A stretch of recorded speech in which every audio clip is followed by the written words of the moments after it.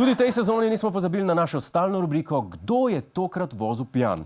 V prejšnji sezoni so se v tej rubriki znašli policisti, kriminalisti, državna tožilka ter celo direktor Agencije za varnost v prometu, ki so obdelali vse klasične prekrške, kot so prehitra vožnja, napačno parkiranje in celo povzročitev nesreče.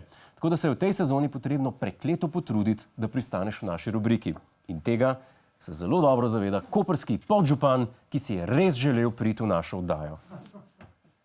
Takole so ga ujele Darsove cestne kamere, na razcepu Razdrto je namesto proti Kozini zapeljal proti Vipavi. Peljal se je do prvega izogibališča, nato obrnil in se po nasprotni strani peljal nazaj na razcep Nanos. Tu je napako sicer želel popraviti, a zgrešil še enkrat. Vse to pa 4-krat več alkohola v krvi, kot je dovoljeno.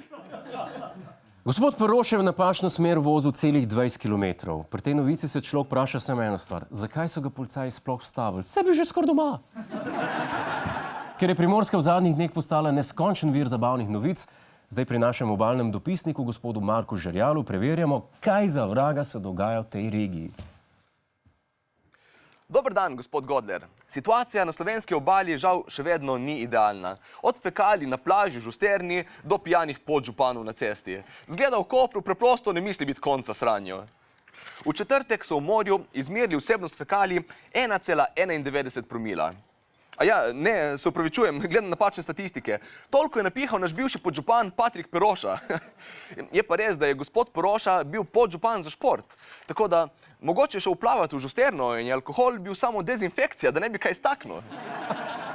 Glede na to, da ste rekli, da gre za bivšega podžupana, lahko sklepamo, da župan Aleš Bržan nad njegovim početjem ni bil navdušen? Ne, ni bilo preveč navdušenja, čeprav je šlo kar za podvig po eni strani. Mislim, majster je vozil 20 km po avtocesti v napačno smer pijan ko ribič.